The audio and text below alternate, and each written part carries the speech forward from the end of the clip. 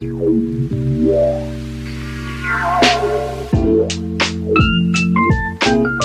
everyone, welcome back to my channel. It is Drew here from Lone Fox, and today I have another IKEA hacks video for you. I get requested to IKEA hacks all the time, and honestly, walking around IKEA and looking for projects to create is one of my favorite things to do. I always find so much inspiration there, and I get very creative when I go. So all around, it's a win-win for both of us because I have 4 really exciting projects for you guys today. Now, the crazy thing is that I personally was able to film all 4 of these projects in just one day. I have never been able to film all my projects in one day. Traditionally, it takes me about 2 days to finish all my projects, which means that these projects are super achievable, but at the same time, they're also very impactful. Like, they're a great change from the original, and I think that you guys are going to love them so much. Now, if you are not a part of the Lone Fox family, you're missing out. Make sure to click that red subscribe button. Also, click the bell icon next to the subscribe button. That way, you are notified every time I upload a brand new video. And also, guys, don't forget to follow me over on Instagram. I post so much more DIY content over there. It is Lone Fox Home. And I've also recently been so into TikTok, you guys. I posted like 8 TikToks over the past week that is completely different content than what's here on my YouTube channel. So you guys can follow me over on TikTok as well. It is Lone Fox Home. But let's go ahead and dive on into these IKEA hacks. Our first project here is such a cute pillowcase, you guys, and I got inspo from this one right here, which I'll link below for you guys. I found this on Wayfair's website, but it was like $160 for the pillow, and I was like, we could totally recreate this with an IKEA pillowcase. So I'm using the Vigdis pillowcase by IKEA, and I'm also getting some tone-on-tone yarn. Now, you could totally adjust this. You could have this be colored, or you could have it be, you know, tone-on-tone like I'm doing, but I'm going ahead and I'm grabbing 3 strips of yarn here. These are probably about 2.5 yards each, and I'm going to be braiding these into a long section because we're going to need multiple braided sections of yarn, which we're then going to be able to use to create the design on the front of the pillow. So the design is totally optional as well. I'm going to be following a similar motif as the original pillow that I shared with you guys from Wayfair. But as you can see here, I'm just going through and doing a simple braid. I honestly don't even know how to describe how to do a braid. All you have to do is bring your right strand over the middle, your left strand over the middle, and repeat all the way down until you have your braided section.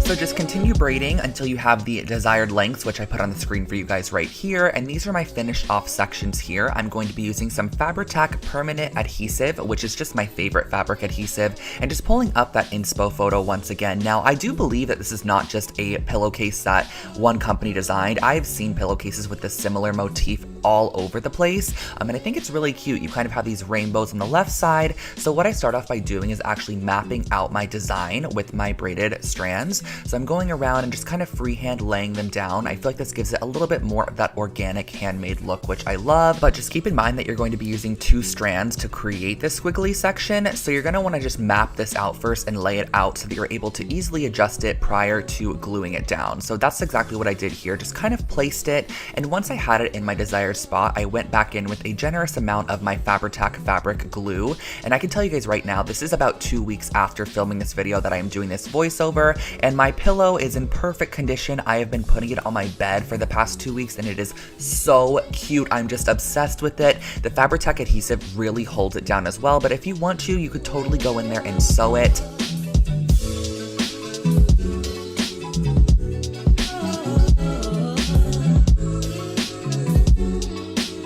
So as we're finishing up gluing down our sections, just make sure that you have a little bit of tail left on each side because we're going to be unbraiding the section up to the edge of the pillow, tying it into a knot around itself, and then that's going to be the tassel on the edge of the pillow. I just think this adds such a cute little detail, and it will only be on the left and right sides where you added these little braided sections. And once you're done, you have your brand new throw pillow.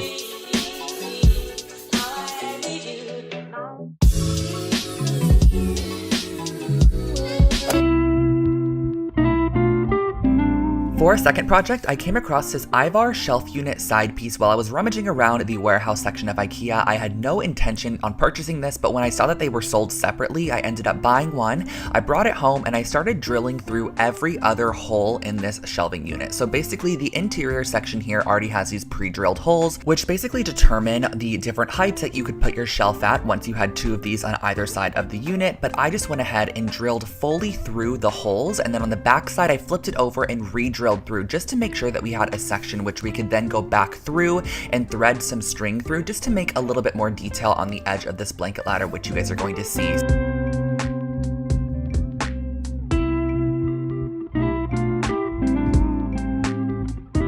Now on the very bottom there is a piece that goes across as a support, but I went ahead and cut this off because I wanted it to have more of the appearance of a ladder as opposed to having that section on the very bottom there. And then I did bring it outside and use my electric sander just to go ahead and sand down those edges, since we did have some splintered wood, which will also prepare us for our next step in the process, which is going to be staining. Now you could totally choose any color stain you want. You can go for a natural wood tone if you want to bring in some more warmth in your space, or you can go for a black like I did just because I wanted a nice contrast.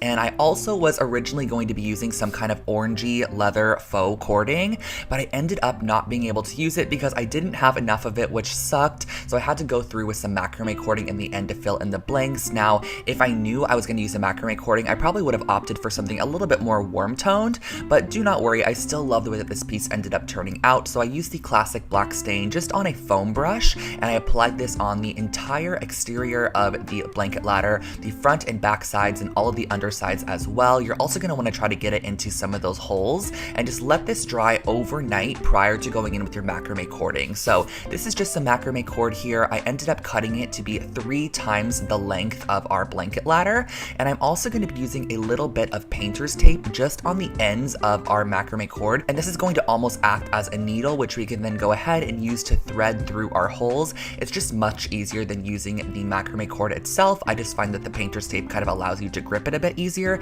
and pull it through. And the actual design that you create with your cording is totally up to you as well. Now, if you could picture this with some really cute kind of like orangey leather cording, that was my original vibe, but I love the way the macrame cording ended up looking as well. And all around, this project only cost me $20 to create, and it's a very substantial large piece. Just tie a knot at the end and hang your blankets, you're good to go.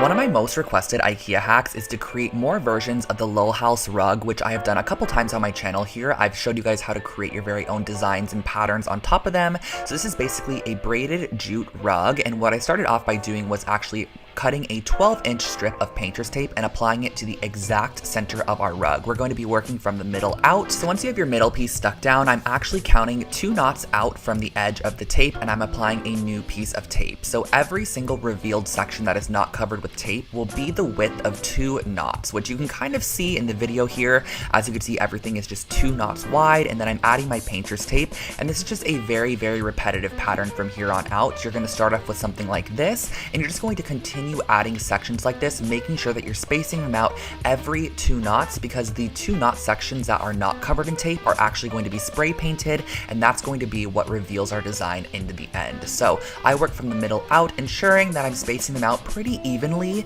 Now, some of the knots, because this rug is kind of organic, will require you to space them out kind of just freehand, if that makes sense. Not every single double knot is going to be the same width, so just kind of keep in mind as you're placing down your tape to follow a similar width as the one prior, just to create a very cohesive design in the end.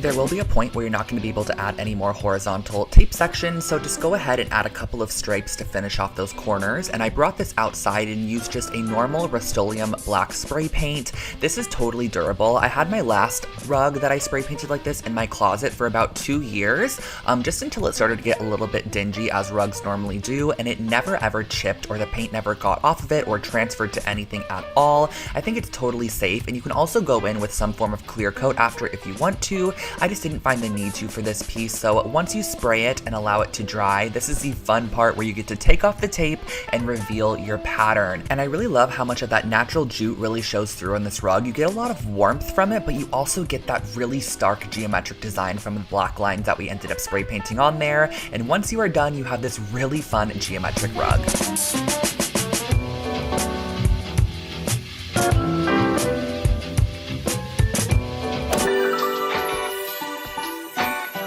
You You guys know I had to save my favorite for last, and we're going to be starting off with 2 of these wooden mixing bowls along with the Hema light cord from IKEA. Now I'm going to go ahead and grab the 1 5/8 inch drill bit from this drill bit set that I have, and we're going to be drilling through the top of these wooden bowls, which is actually very, very simple to do. I'm going to be drilling right through the middle of the large bowl and also right through the middle of the small bowl as well. Now once you have those holes done, you're going to go ahead and grab some jute cording or whatever cording that you have, and I have these little wooden beads here which I've had in my stash for a while. I'll link the exact ones below for you guys, and I'm going to go ahead and just string on probably about 20 to 25 of these beads because we're actually going to be using this as a little accented detail. So once you have those on your strands, we're going to hot glue together our bowls in this fashion here, making sure that the holes line up so that our light cord can go through the center. And then our little beaded section is actually going to go right around the middle there, so you don't have to worry about any excess hot glue because this will totally cover it up. All you need to do is tie your cording together, cut the knot, and the knot will be hidden in the center of those large hole beads there. So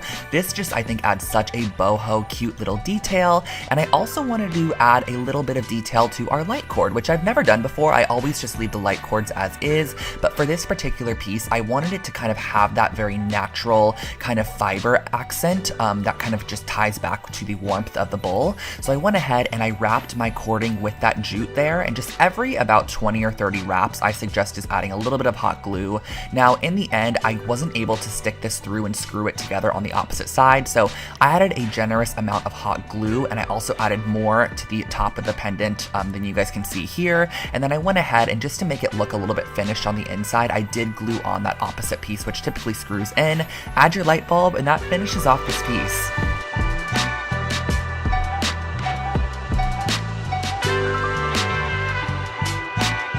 And you have made it through another episode of IKEA Hacks. Thank you guys so much for the constant support on this little series here on the channel. I absolutely love going to IKEA and creating products for you guys, or not products, well, taking their products and creating projects, if you know what I'm talking about. If you are not already part of the Lone Fox family, make sure to click that red subscribe button. It is 100% free, and I post brand new home decor and DIY content every single week here for you guys, and I would love to catch you guys here on the channel next week. So I will go ahead and let you guys go. I hope this video was inspiring for you, and let me know if you recreate any of these DIY projects by